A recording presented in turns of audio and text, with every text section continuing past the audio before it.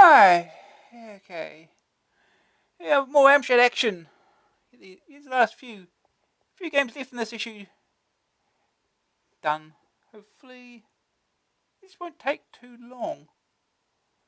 So, the first game is Hunt for Red October. A Grand Slab 1495 cassette, 1995 disc, joystickle keys.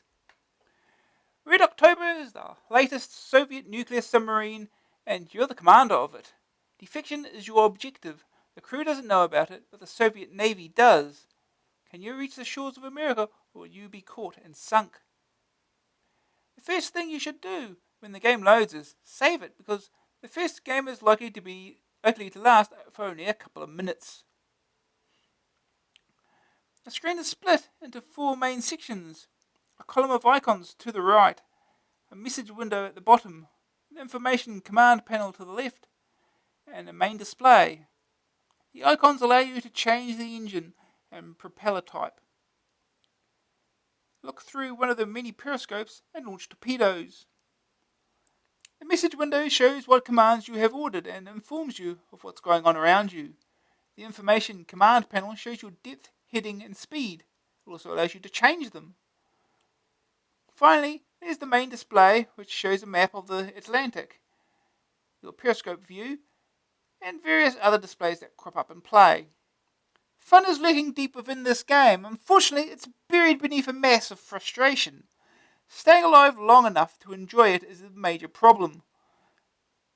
Just when you think you've got the controls sorted out, you get hit by a Soviet torpedo and have to start all over again. It's even worse if you didn't save the game as soon as it is loaded, because then you have to wait for the program to load again. The graphics are simplistic. There is enough detail and colour to make it look good. Sound is limited to the noises that you'd hear inside a submarine. There are difficult games, and there are games that are almost impossible to play. This is one of the latter. It's a pity because it looks good, and with a little more care, it could have been excellent. First aid target score, survive for 10 minutes. Second opinion. Never in the history of warfare has so much been paid by so many for so little. Looking through the manual, you would think that this was an excellent simulation. It deserves such status because the game drowns you at the bottom of the Atlantic without fail. Completing Red October will prove extremely tedious. Green screen view.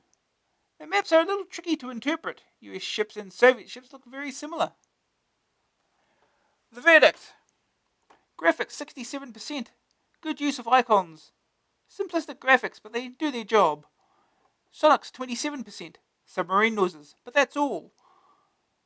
Grab factor 37%. A hefty and interesting manual makes things sound intriguing. Much too difficult to stay alive initially. Staying power 58%. Reaching the US is a task worthy of Clint Eastwood. But the frustration factor may stop you from even trying.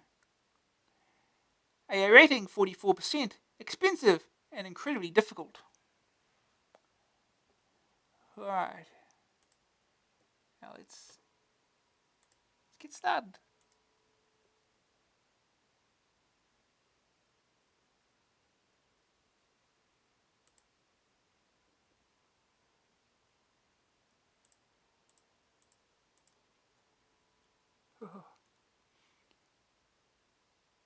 Well, better with it here. Well, we get these two Hunt for Red October games. This one's based on the book. There's another one based on the movie, because the movie came out after this did. Not sure either necessarily all that interesting, but if you're into submarine simulations, I suppose. Anyway, let's start this up.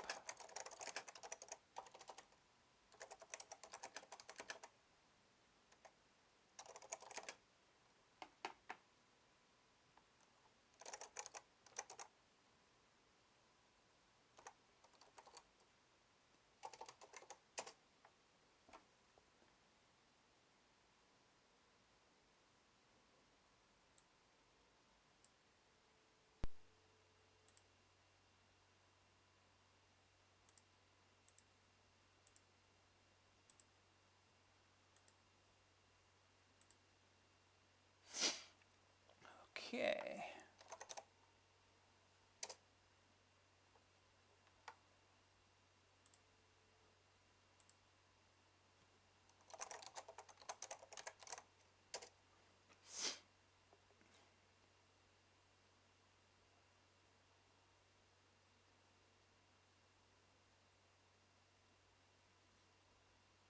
ultimate submarine combat simulation.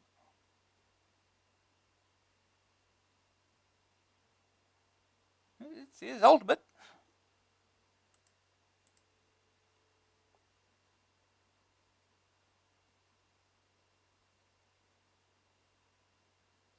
Copyright 1984 by the United States Naval Institute.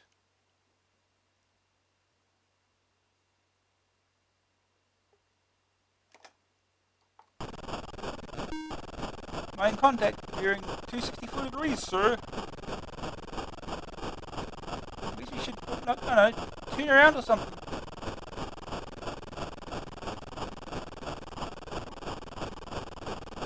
Pointer.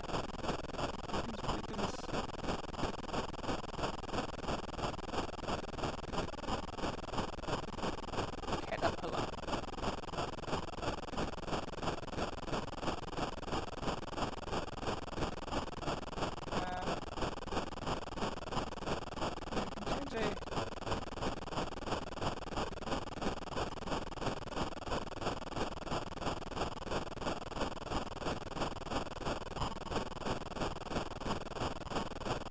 Heading. That's right, that's what I want to do.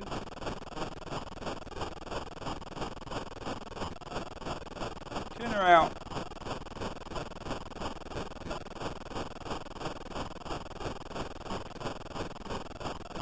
Turning heading to 227 degrees. Hey, thanks for the raid. Stella Palazzo. If that was correct. Prepare to launch the Technos. Oh boy, here we go.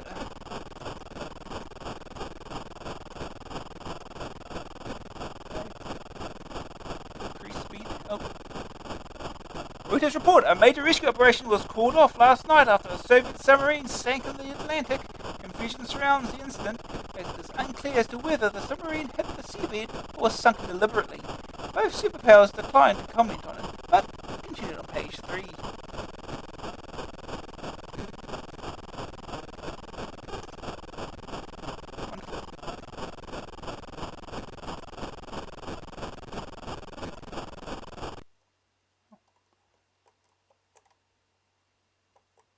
Save, exit,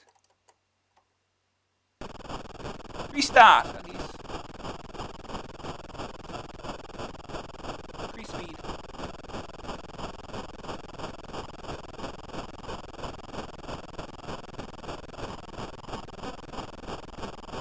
Increase speed of 7 knots. Oh, that's 7 knots, not 7.0 knots. Little tiny little decimal point, right? Here somewhere.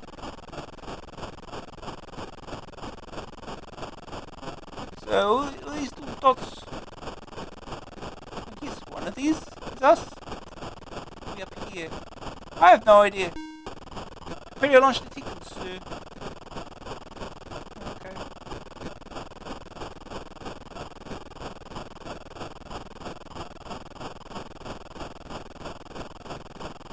It's the same thing.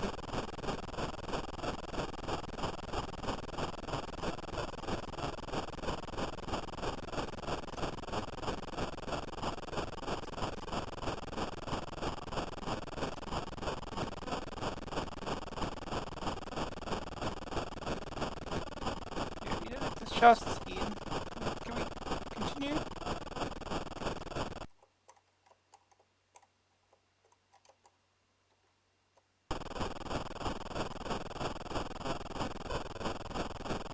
Rise.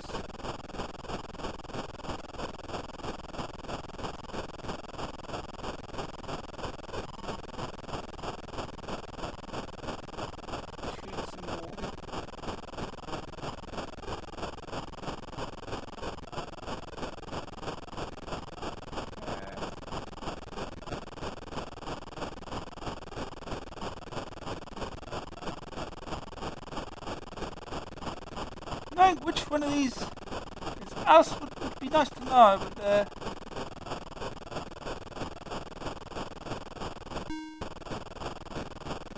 torpedo launch. Another one!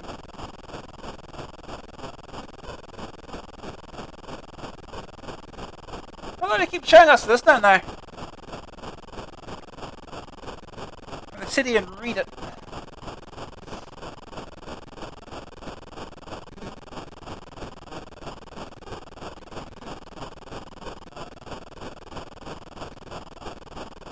Yeah, this is basically some sort of submarine simulation based on the book.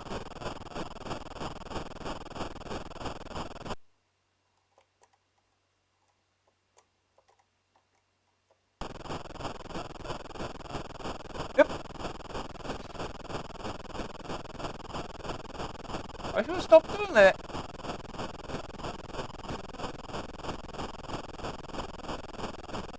I don't want to keep looking at this. Uh.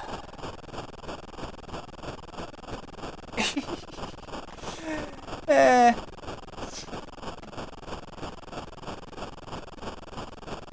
The only simulation that I really got into, at least at this period, was Gunship.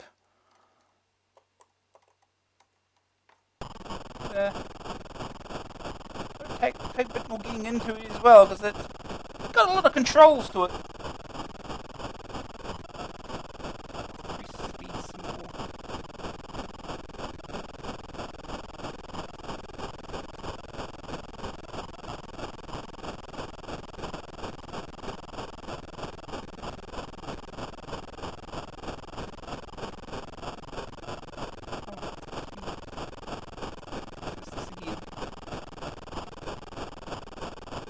Go faster. We can go much faster, I guess.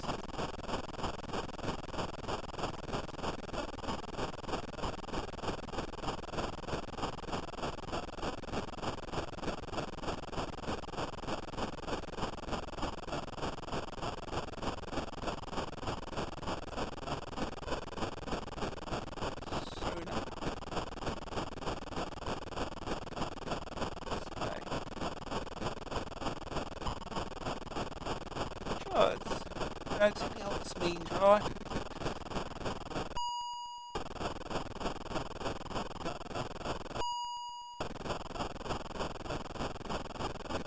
Bearing. These are other things.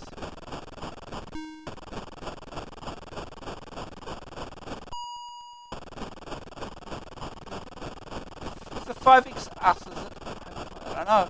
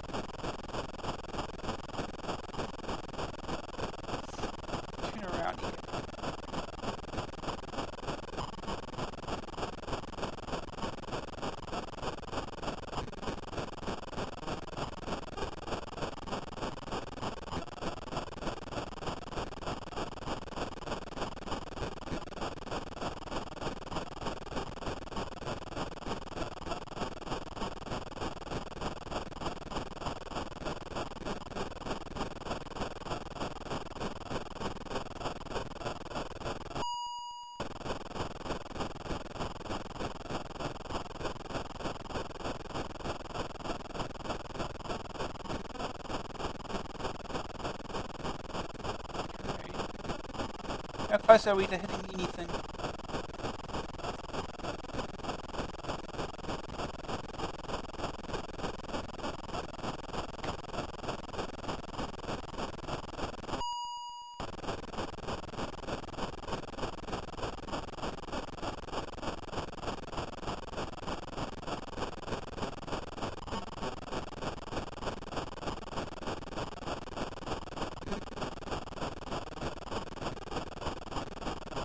Zone of contact, class probably trawler.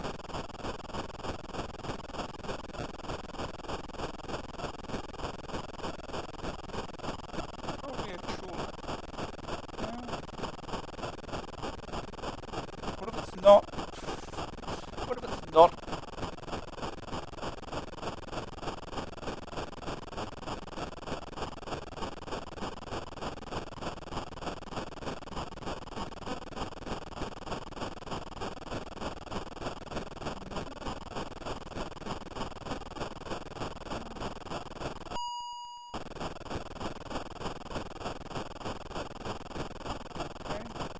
Whatever A is, shall we?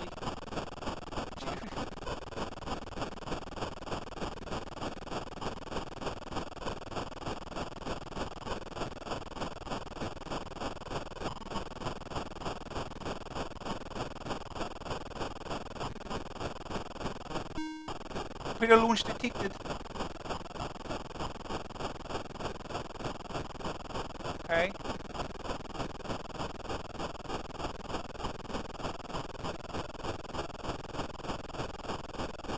So if that was a torpedo, I'd say B is probably something else.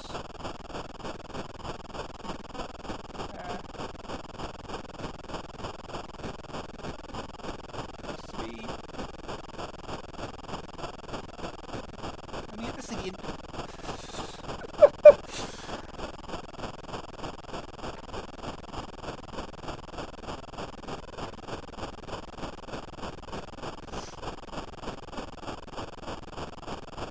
So make sure you read it.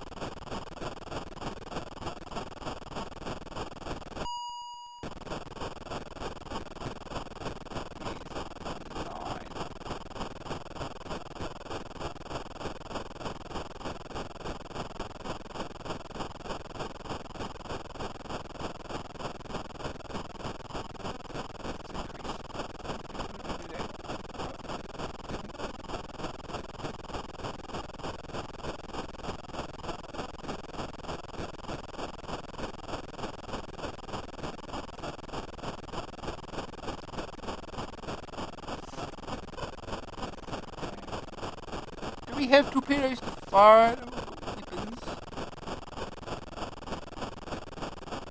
Torpedoes.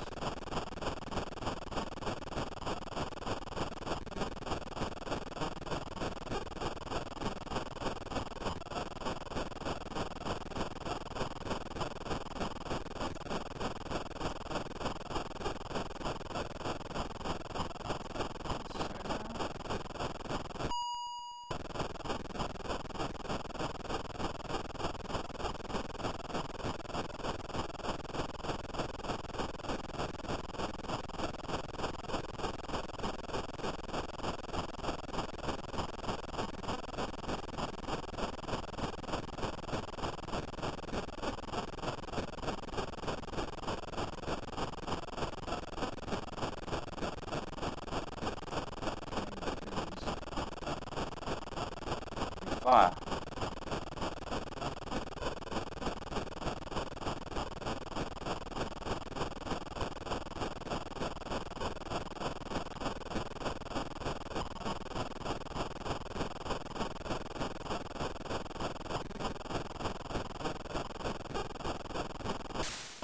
Fire.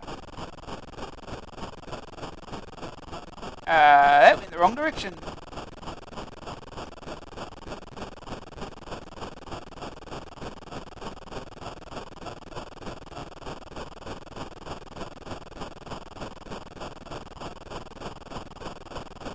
Elevation.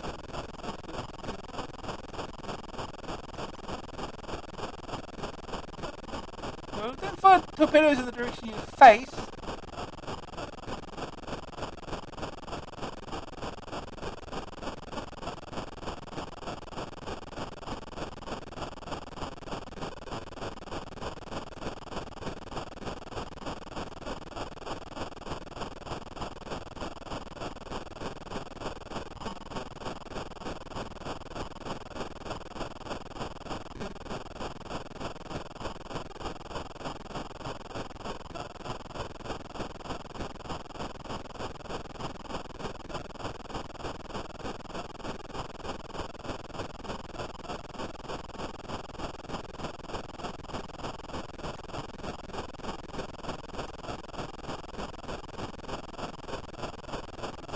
Now.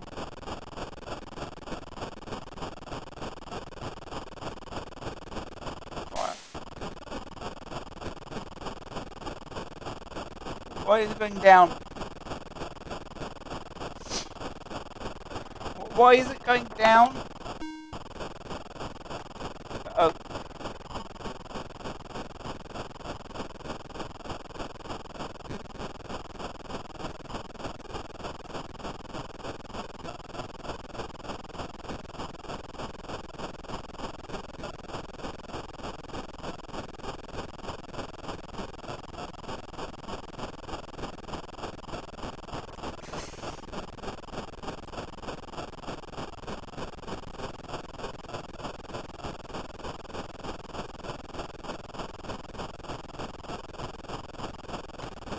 Alright.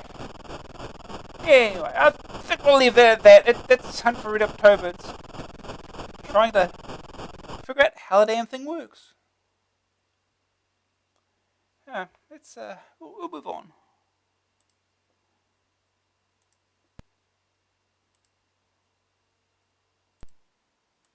Alright, next game.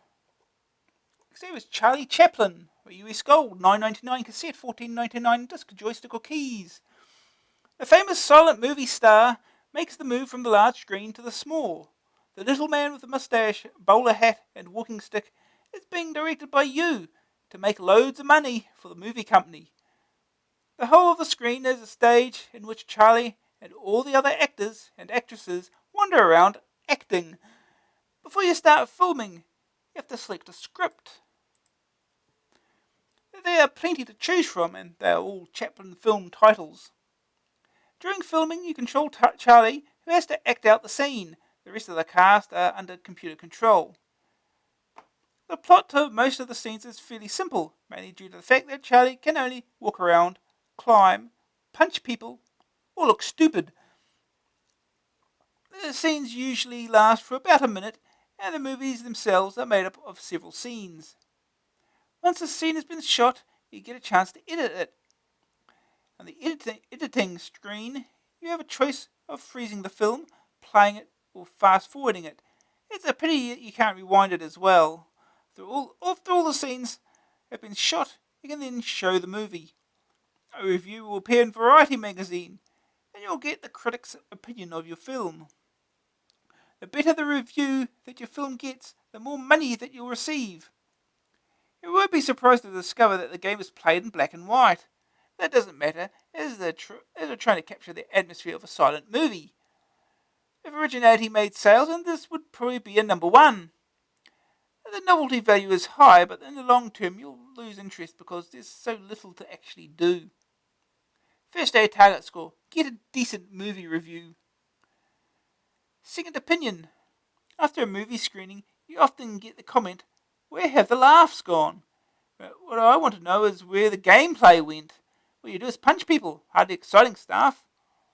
You can't actually edit a film, just watch it in replay. You can't even seem to use props to any effect. It was a terrific idea for a game, but it won't leave the audience laughing.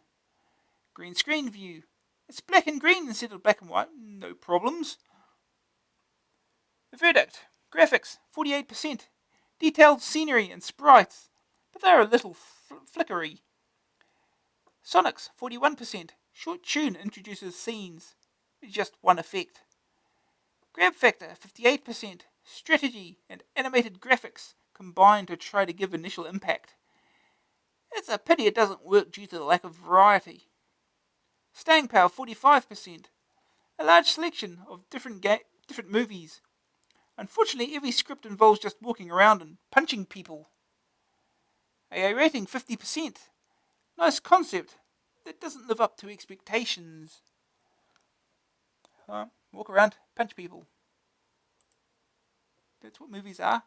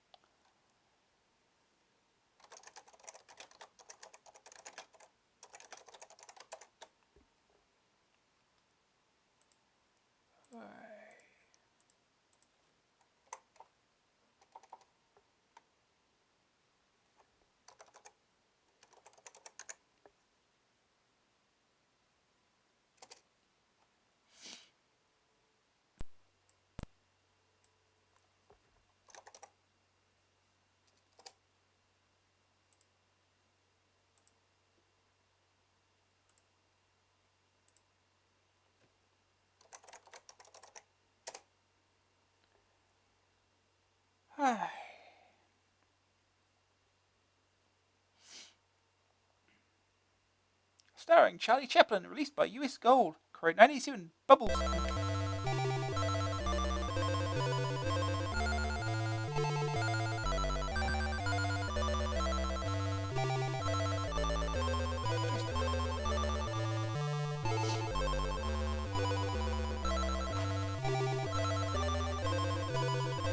Let's start shooting. Choice here: the immigrant, married life,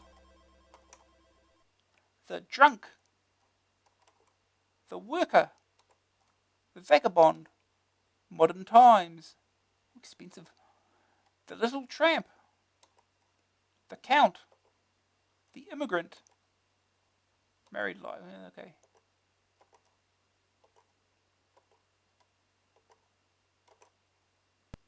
We'll start here. We'll get 3 scenes. A land of opportunity. Our hero arrives and sees the girl of his dreams. Actors: Chaplin, policeman, girl, location, ship, props, nothing. There he is. Come here.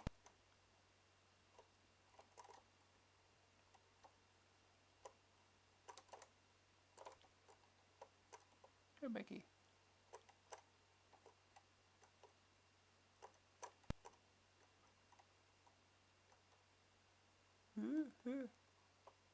What are they doing? Come on.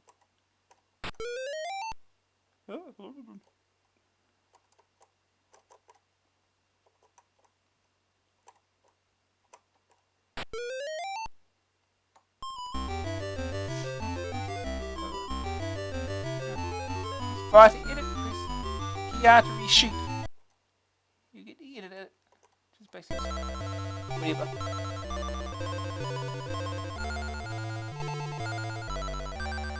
Scene 2. Cost of shooting $220. The lover searches for his girl but only finds trouble. Actors: Chaplin, policeman, drunk. Location: prom. Props: beach ball.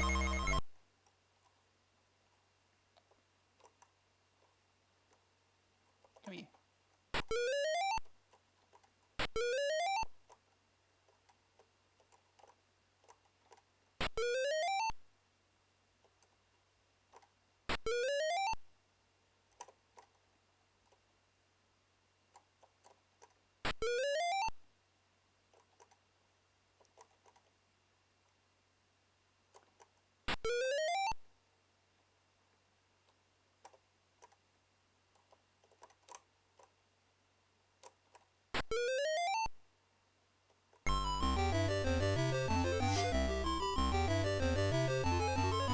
Let's go straight to the next scene. Reunited, but a rival appears. Actors: Chaplin, man, girl. Location: diner. Props: chair.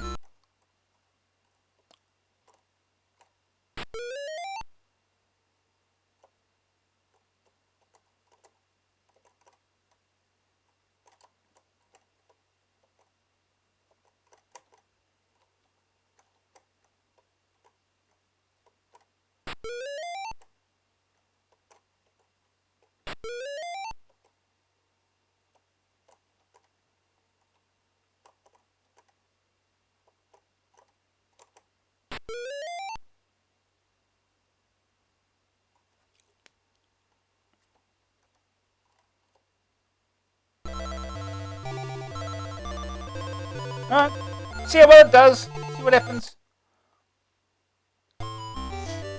Land of opportunity. Our hero arrives and sees the girl of his dreams. Let's just replaying the whole thing again.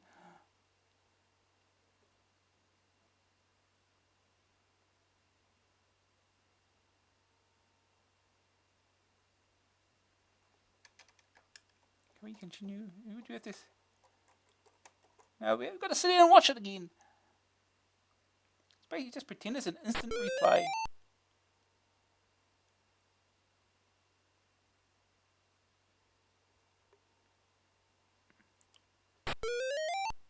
The lover searches for his girl but only finds trouble.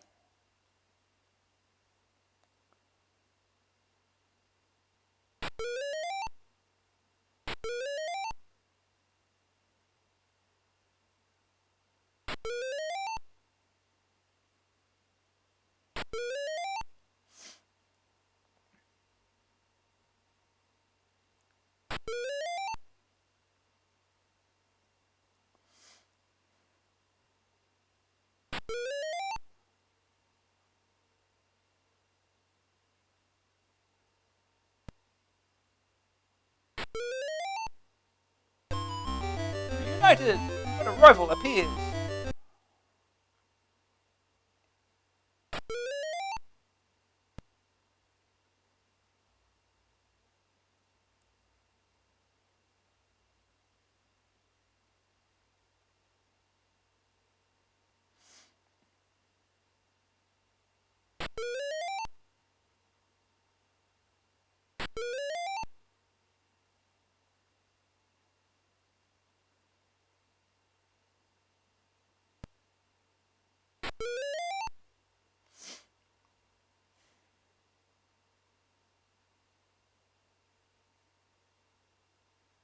New flick So-So.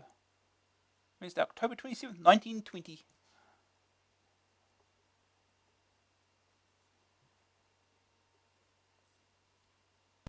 I want more punching.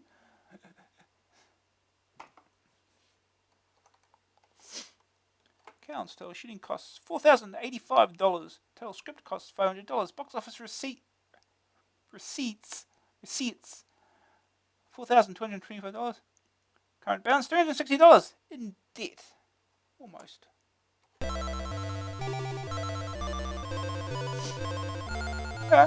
Try one more.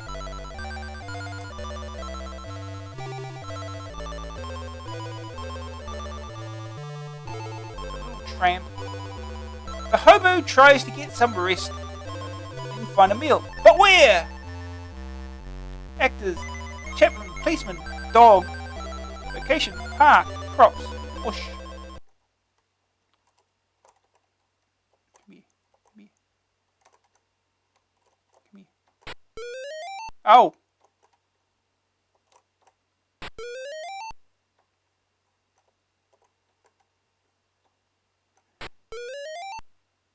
Okay. The dog attacks you, but you can't punch the dog, huh? Ow.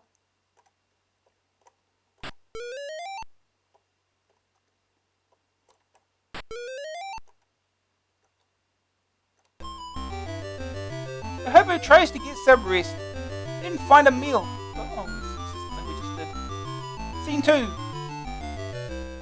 Last, a meal. But at what price? Actors: Chaplin, woman, boy. Location: hall, props, plant.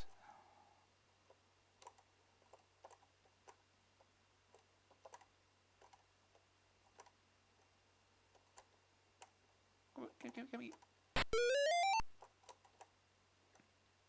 Oh, here we go. Here, make him cry. I'm sure they'll love this.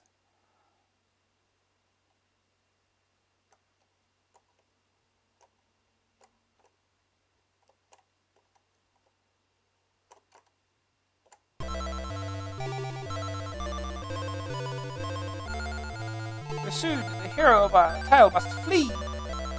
Oh no, what did he do?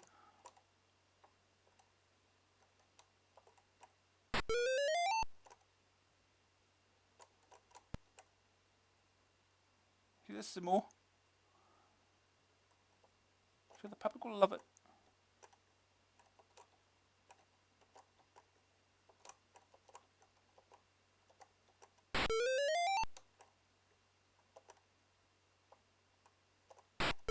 Ow. Beauty and the Beast, a moment's rest before the road once more.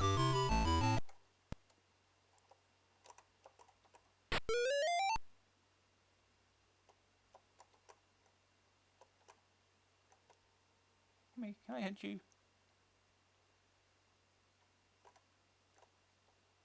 It would seem not. Come here.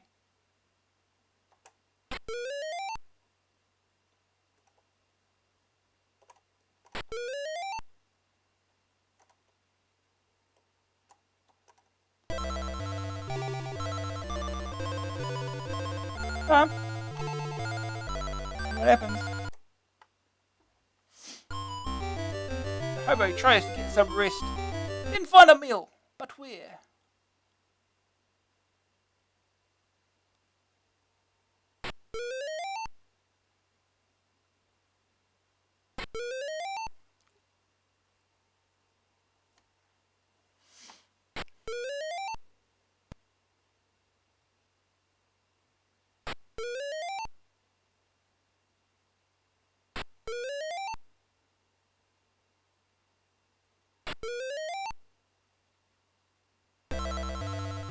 Last the meal.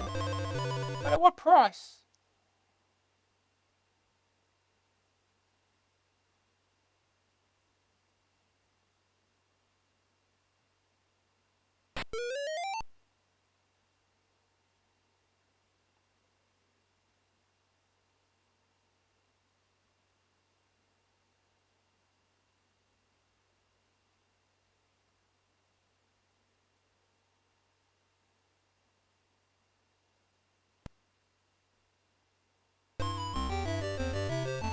Okay, soon. Let's flee.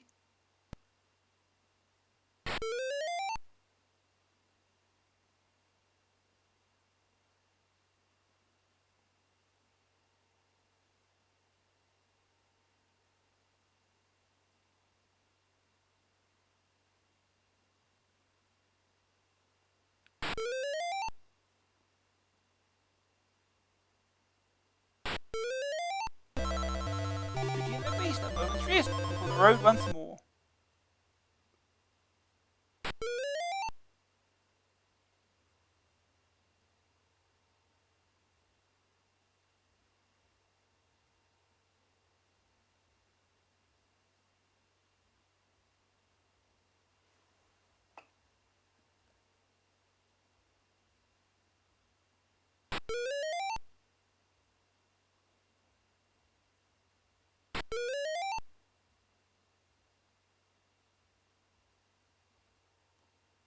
Chaplin cools down. Oh.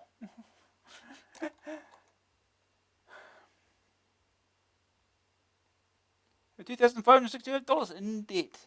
Oh well.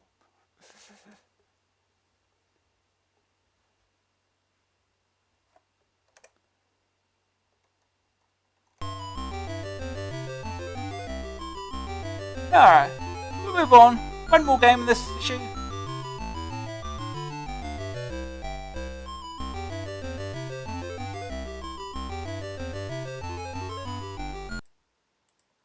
Right, final game is Pink Panther by Magic Bites and Gremlin.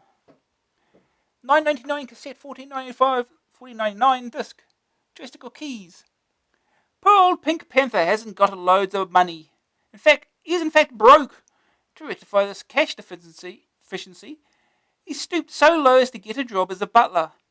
The truth is that he's only pretending to be a butler. The real motive behind his job is so that he can rob his employers during the night. A major part of the screen display shows the interior of the house, and the bottom is a small panel that gives you information and allows you to do things. The Pink Panther face in the panel gives an indication of how tired you are. You'll get caught if you fall asleep. Next to that is a thought bubble, with which you select which object to inflate. There are 5 houses in all for you to raid, and it's just your luck that all the occupants are sleepwalkers. You also have to keep an eye out for Inspector Clouseau, who is trying to catch you pink-handed. Littered throughout the houses are flashing objects. They are the ones worth stealing.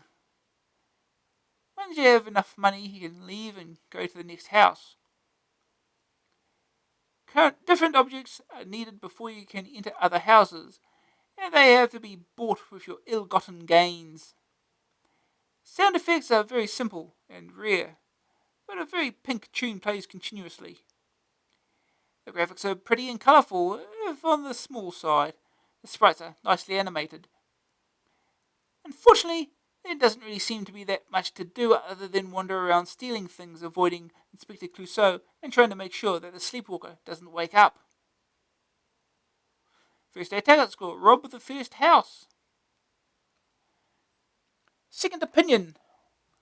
This one is just too difficult to get started with. Each game lasts a few seconds, and even when you know what you're doing, it's a fairly tedious task. It's not a bad idea, but instead of performing tasks using awkwardly selected icons, dreadfully translated instructions for them as well. They should have used the more easily selected system, perhaps turning it into less of a panic task and more of an arcade adventure. Green screen view. The Green Panther looks okay too. The verdict. Graphics 78%. Excellent background graphics. Graphics are a little small. Sonics 43%. Monotonous rendition of Pink Panther theme. Grab factor 48%. Running around trying to keep the sleepwalker asleep is challenging. Until you know what you're doing, it'll be game over in a few seconds. Staying power 52%. 5 houses to raid. Once you've raided one house, you've raided them all. AA rating 49%. Nice try capturing the cartoon spirit, but the game fails to deliver.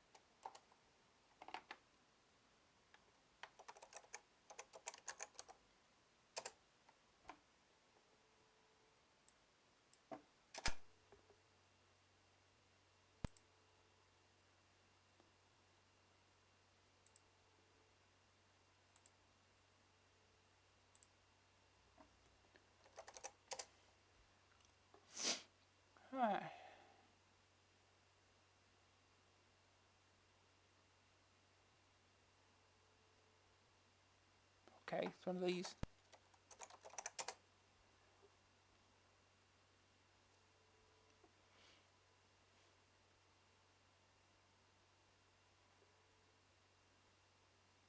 Magic bites.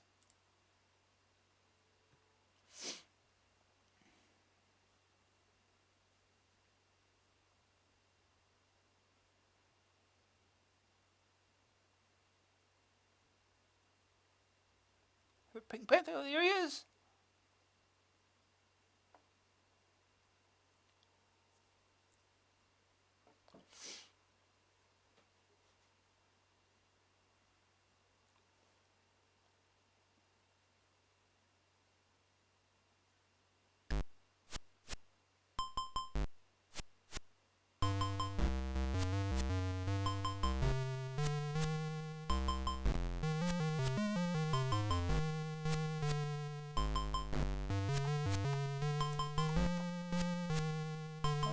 Jobs.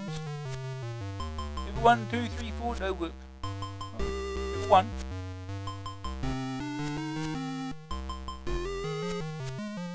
Oh.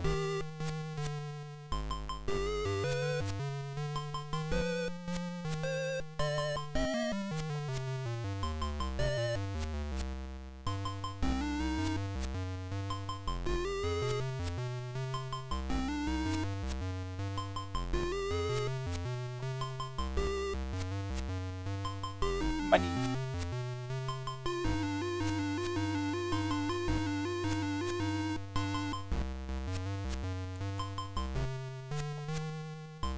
So now what? Oh. Okay.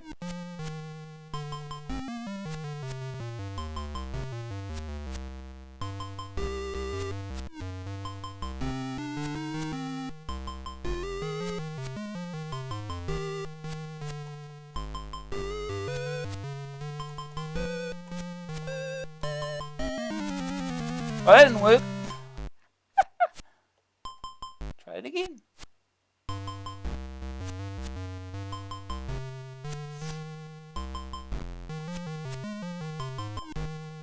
Feel that?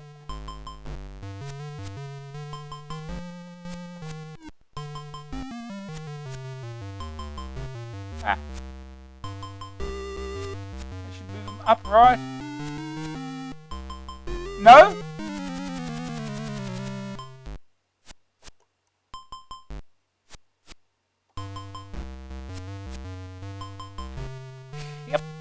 Trying in a few seconds. Yeah, sure.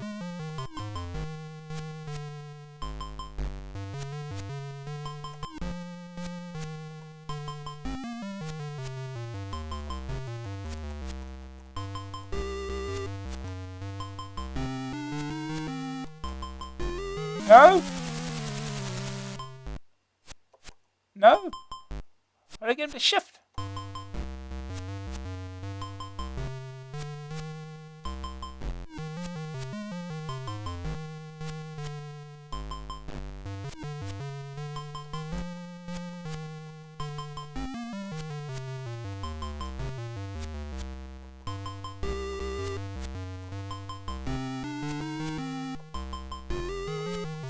Okay.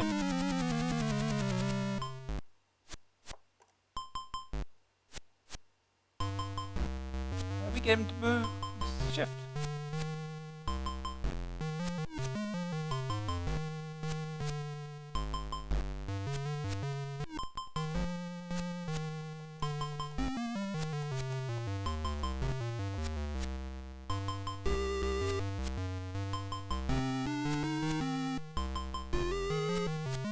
No?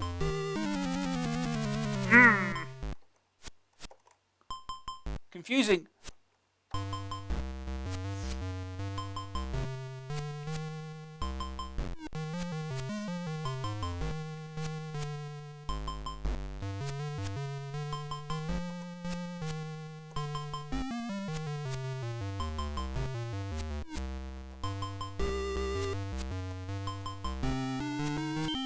Ah! Oh. We got to do it, but,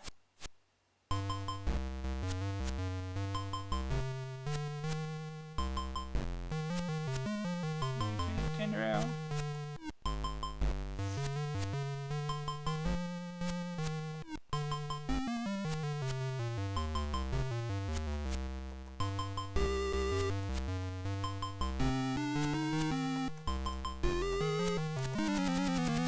Did it time that perfectly, or was it just me?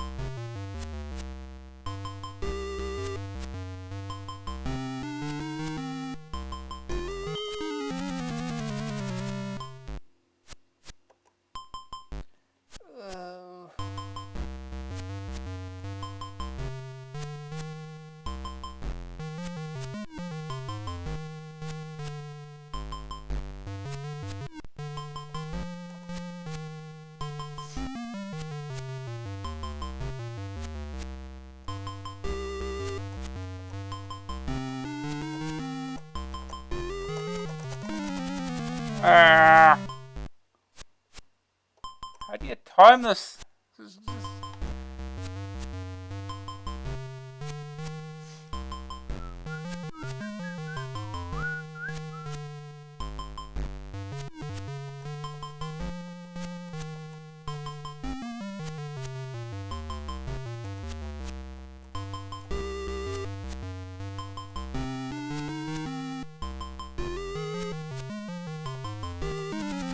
That does. I get used to what these items do.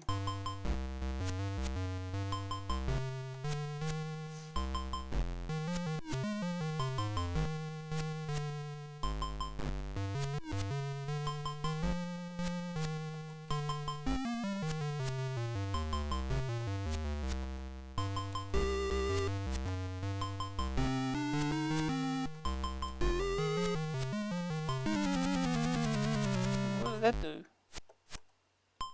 I have no idea what that's doing.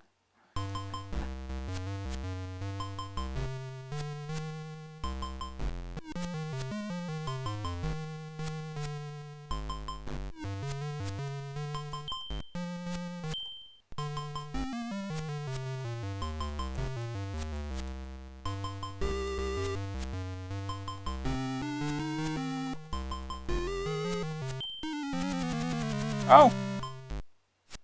That takes time to do.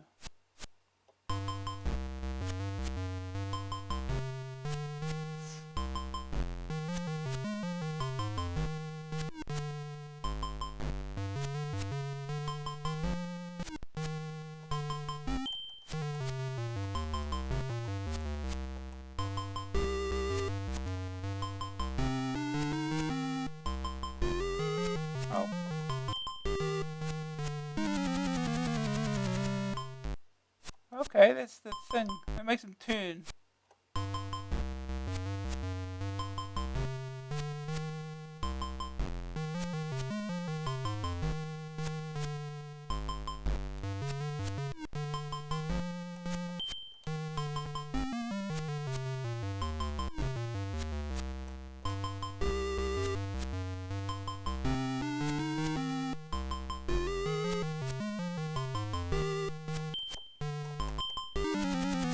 Nope. Didn't work that time.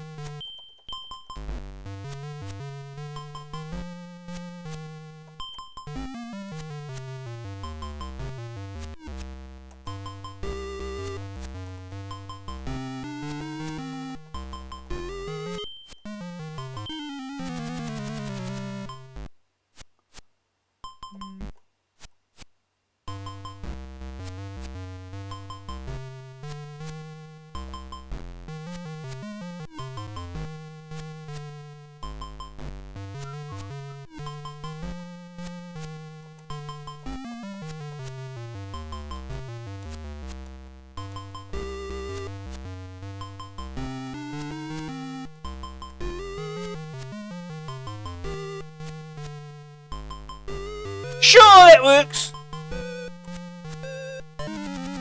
Oh, he just steps on the rug and he dies. It's just, yeah. Well, not die, but it wakes him up.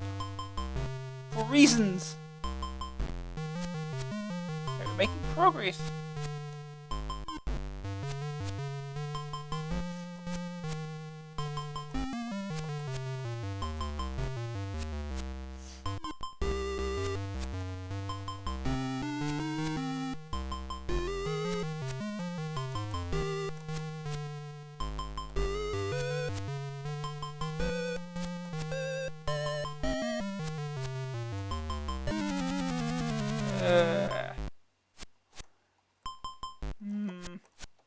This game's hard.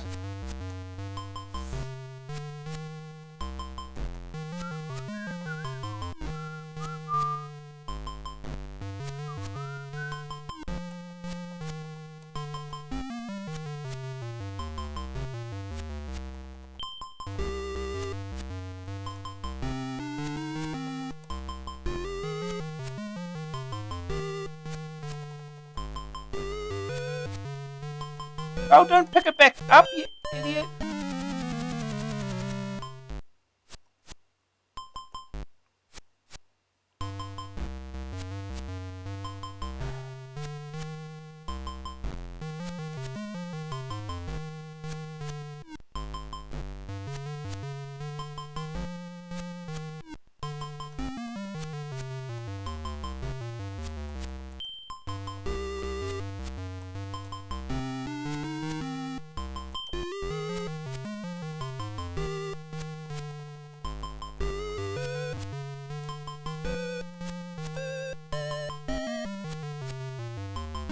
Yeah, that doesn't help.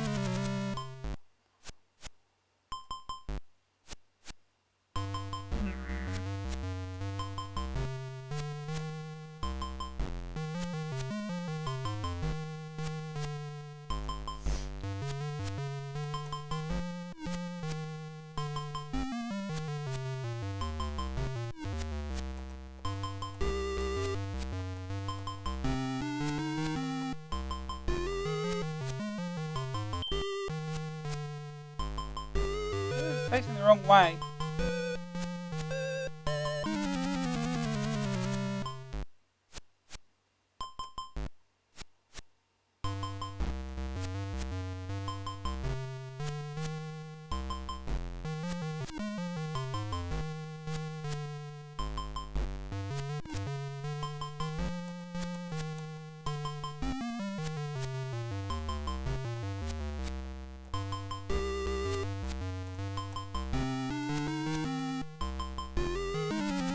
Oh, he just turns around.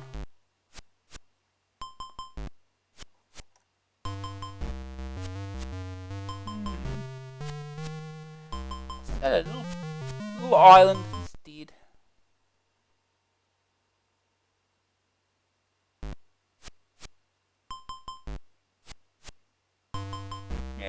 sit there forever.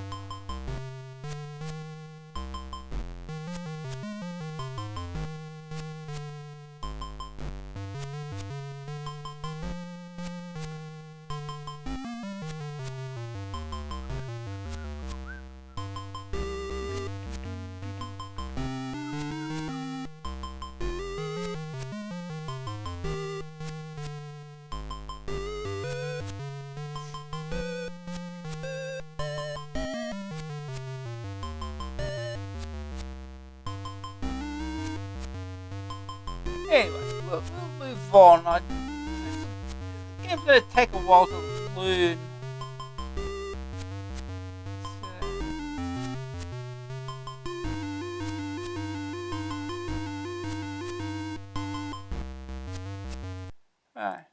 So yeah, that's the last review. Now to read the rest of the magazine. All like cheats here. This month's cheat mode is monopolised by one man, Phil Howard. Not only has he produced a superb XOR screen designer, but for good measure he's thrown in a whole host of pokes for games using the new US Gold Go loader.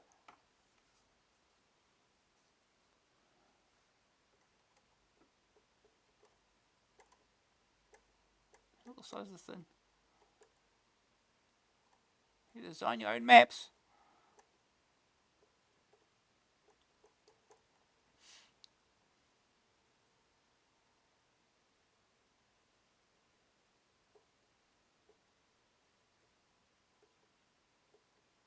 The Pilgrim, sheer magic. Despite the fact that the Pilgrim is at this moment languishing in the hot Indian sun, he still manages to bring you a preview of Electronic Arts' Bard's Tale, a bumper selection of tips, and the next installment of the DIY adventure course. Put down their paratha and curry on in. Roll on 1988. Readers of this column may not have heard of the rather unpleasant expression ghetto software. It is applied to categories of computer entertainment which appeal only to a few oddballs. People with little wit and little understanding have been content to consign adventures, along with strategy, role-playing software, and wargaming to this imaginary ghetto, and software houses sadly have followed suit. But hold your breath, because all of this is about to change. The landmark development scheduled for later this year in the UK, but already out in the USA, is SSI's computer version of Dungeons and Dragons. This long-awaited release comes at a time when American software houses are waking up to the fact that the fastest growing sector of software scene is the role-playing graphic adventure market. Activision, Electronic Arts, Microsoft, and Telecomsoft are all now moving deeper into this area, with programs coming hard and fast onto the 16-bit market and appealing to more adventure players than ever before. One of the latest state-of-the-art role-playing games, Dungeon Master from FTL and Microsoft, on the Atari ST, games like this are carving out new audiences for adventure software, and the Amstrad market can only benefit. The benefits of this sudden interest in the RPG adventure market are undoubtedly going to be felt by us Amstrad owners. Of course. First evidence is Electronic Arts' conversion of the Bard's Tale for the Amstrad, making it the only role-playing game of note on the system, apart from a very old and now almost unavailable title from Wintersoft called Ring of Darkness, and Infogram's disappointing release Mandragore. We never... Did you ever review Mandragore? I forget. It's very likely that the other programs of a similar nature will be appearing on the system in the next few months. Roll up, roll up! So what's it all about? Briefly, a role-playing computer game, like a traditional adventure, gives you the ability to move through a number of locations. Typically, the commands available are very limited, but allow you to pick up objects, use them in battle, trade them with other characters, and store them, if they're valuable, as treasure. What makes the game so compelling, however, is that instead of controlling just one character, you generally have a command of a party, consisting of between 4 and 6 computer-created characters. What's more, each member of your party possesses certain attributes, strength, intelligence, dexterity, and so on, that determine his or her character and performance potential. These attributes, together with the fact that they alter during play as the character gains experience, makes it possible to identify quite closely with the members of your party.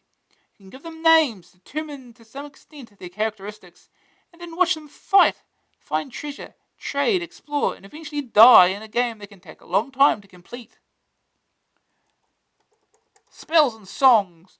The Bard's Tale is a typical role-playing game with one or two unique features. First, it was unusual when first released to show a graphics window that revealed your surroundings and scrolled appropriately each time you moved in a certain direction. Second, the role of magic in the game, an essential feature of most RPGs, was very significant, with a large number of spells, some of which are quite extraordinary. Gameplay in the Bard's Tale consists largely of exploration and conflict. Combat systems operate on a simple muscle power basis, with an element of luck, and of course, much potential for magical intervention. Defeat your enemies, and you are rewarded with more experience points, and luckily as not, gold. Lose and some or all of your party may die. The death of a character isn't as traumatic as it need be, for the simple reason that a program allows you to save individual characters on disc or tape, swapping characters with different attributes in and out of your party. This way you can develop an army of companions to accompany you on different journeys into the dungeons below the city of Scarabray. Some parties might feature more experienced magic users, others might rely on muscle. The most successful ones combine both. Bard's Tale looks to be a major release for the Amstrad. Check out next month's definitive review. Ooh, can we hardly wait. Actually, I'm not sure it's in the next issue. We'll find out. Remember to expand the third of the Pilg's new series on adventure programming. Yeah. Interesting stuff. Build your own map. Remove the bone.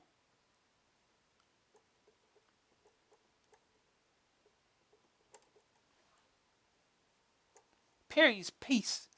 Andrew Perry's Piece, in conjunction with Pilg's Postscript, is a short, monthly chatterbox that takes a look at some aspect of the adventuring scene. You can write to Andrew, care of the Pilgrim. Why is it that Gilsoft, along with many other more notable software companies, make it impossible to buy from them because they don't advertise in their Amstrad magazines? I had to look through more than 6 years' worth of old tatty computer magazines until I found the address, which was well hidden in the corner of a page of a computer weekly. I'm sure that many other would-be customers might have the same problems. It's all more depressing because the quill is a must for adventure writing beginner, albeit 5 years old, as the principles within it are universal. Whether you use the Gilsoft product or go to the trouble of devising your own, you'll find yourself intuitively operating along the same lines. Now, with the validity of poor, the quill remains an excellent introduction to it, and an affordable one at the new knockdown price of £3.99. There's one thing about these packages that niggles me, however. It's one thing for the software house's blurb writers to say that you will be able to produce your own 100% machine-coded adventure games with no programming knowledge, but quite another when it comes to the programming itself after you've parted with your hard-earned cash. The real problem is the documentation, which with most of the kind of software leaves so much to be desired. After buying GAC, it was not until I bought Quill more than 18 months later that I began to understand the concepts behind the programming of an adventure game. This was due to the lack of a reasonable example game file or step-by-step guide to the GAC's commands and the design of the command structures themselves. Also, having to fiddle with those ghastly lens-lock devices did little to put me in a better frame of mind.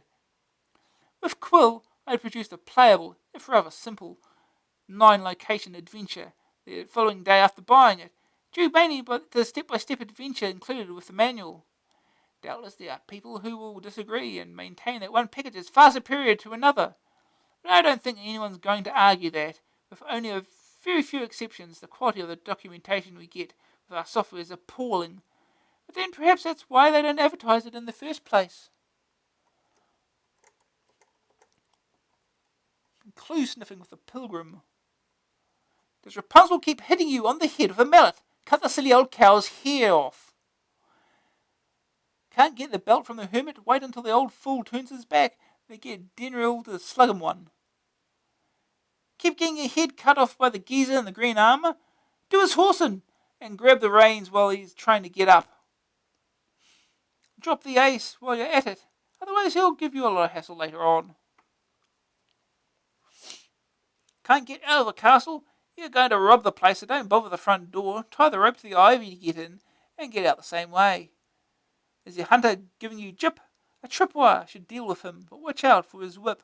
Just grab the lasso with 2 O's, and run.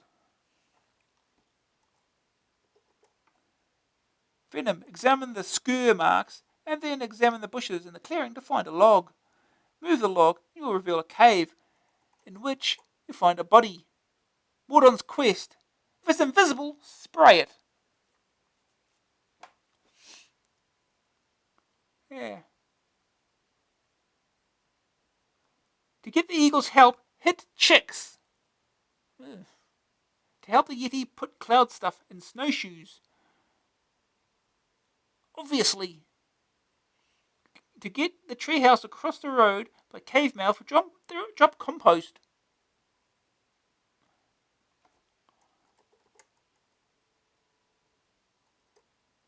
Yeah.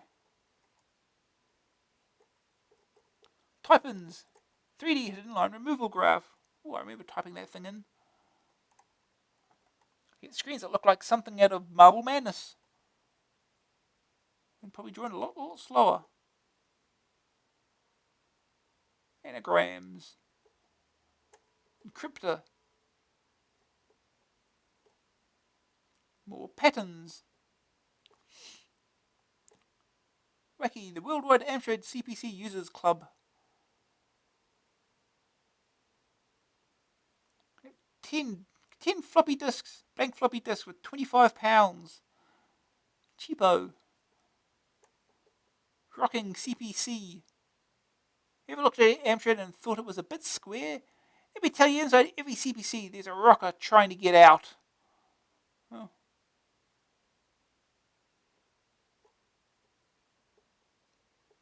Yorkshire Computer Users Club. Castle Computers. V, this is an all-out attack. Oh, I don't think that's the full title somehow. I think it's probably more than the full title. Ninja Hamster.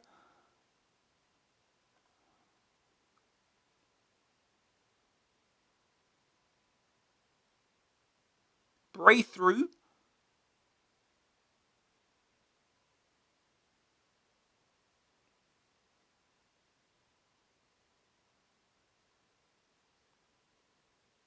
Plantfall.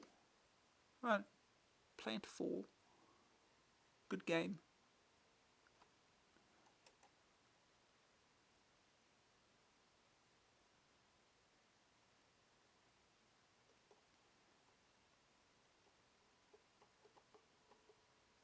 Bonzo's Hack Pack. Bonzo's Doodah. The best named utility ever. The AA Buyer's Guide. The big 3 word processors, databases, and spreadsheets. Yep.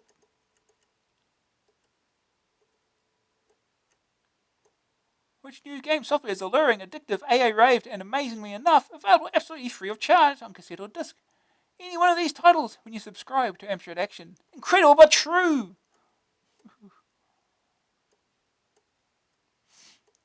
Any one of these programs free when you subscribe. They're still selling the thingy, though. Highlighter pens, back issues. Yeah, it is the thingy. $5.95 still. A sensible, cost-effective add-on for your CPC.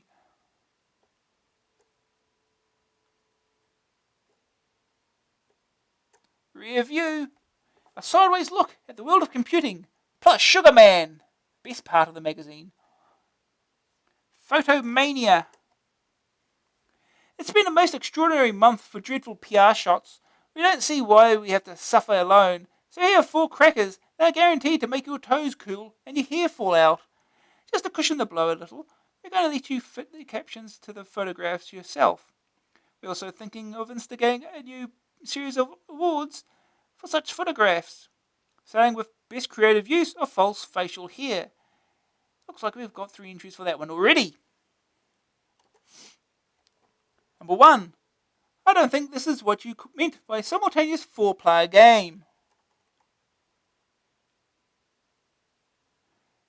Number 2. A rare shot of David Bellamy lookalike slipping into a Bonnie Langford impression.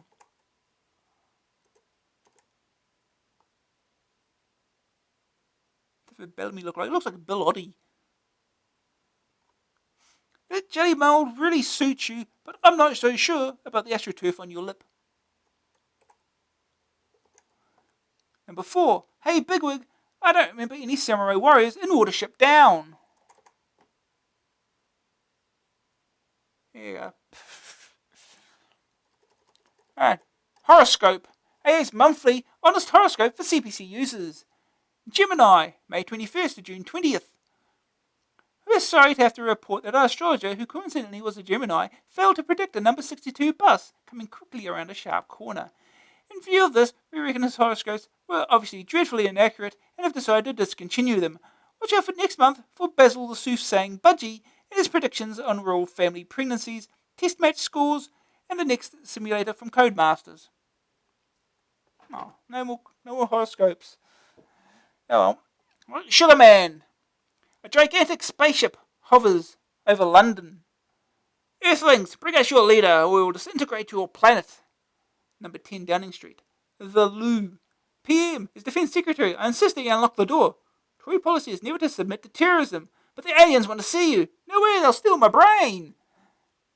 At Amstrad HQ, all is chaos. It's an invasion. Oh my god. Too young to die. Fred, I've always loved you. And are you, Don? And are you, son? Too zinniac. Quiet, damn it. I'm trying to calculate the profits for the last half hour. I guess I better do something. Peace otherwise. Look up in the sky. Look up in the sky. Is it a bird? Is it a plane? Nah, that's only Sugar Man. Oh yeah? Crunk. Earthman, desist. We merely seek an answer to a query that baffles the greatest logicians in Elthis and Trey. Is the CPC dead? No, we're making more than ever before. I spit as tremendous news.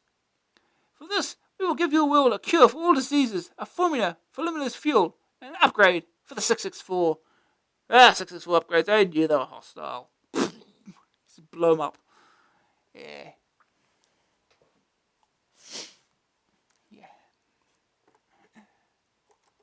Now you can save. A box of tender, £20, even cheaper. For use of the Amstrad CPC 6128, PCW 8256, 8512, both drives, and 9512, and the Spectrum Plus 3. No mission of the 664, because no one cares anymore apparently.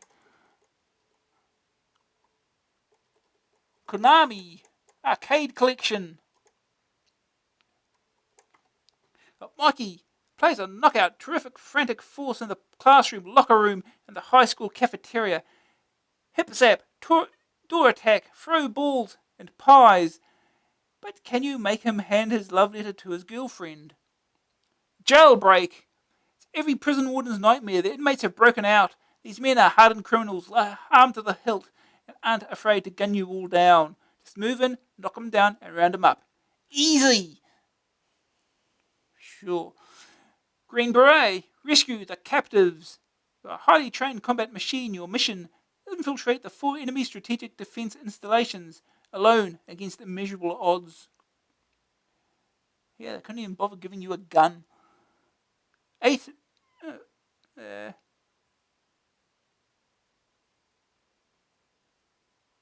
Doesn't give a title for this game. I presume it's Kung Fu 2? 8 more deadly opponents to combat you as you advance to become a black belt master. Authentic fighting moves with 4 different locations. I don't know. It's an army game anyway. Shaolin's Road. A hero has finally mastered the secret martial arts, Qin Shaolin, but is trapped by triad gangs. With kicks and other secret powers, escape from and travel Shaolin's Road to freedom. Nemesis. The planet Nemesis is now under an all-out space attack. Beings from the subspace star cluster of Bacterion You will need all your courage and concentration to win. Get ready to blast off. Hypersports, continuing the challenge where track and field left off, archery, skeet shooting and weightlifting are just some of the featured events to test your skill and stamina. Ping pong, you can almost feel the tension of the big match breaking through the screen. The expectant crowd is almost on top of you. You return the service with a topspin backhand and then a forehand backspin. The ball bounces high from your opponent's looping defensive lob. Smash! A great shot opens the score. Also available on disc. Jackal. Get into this and you'll never get out. The plan, codenamed Jackal, is to drop a squad of 4 crack troops behind enemy lines, rescue a group of prisoners, and whilst under attack, deliver them to helipads. Their final objective is to knock out enemy headquarters. Simple, eh? Ye are Kung Fu. Become a Grand Master, but to achieve this, you must defeat a variety of deadly opponents, armed with different skills and weapons, and must be overcome with a combination of 6 different attack moves. 6? It's a lot more than 6.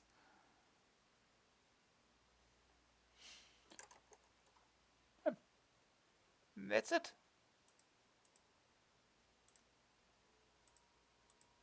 Okay. That's the end of that issue. Releasing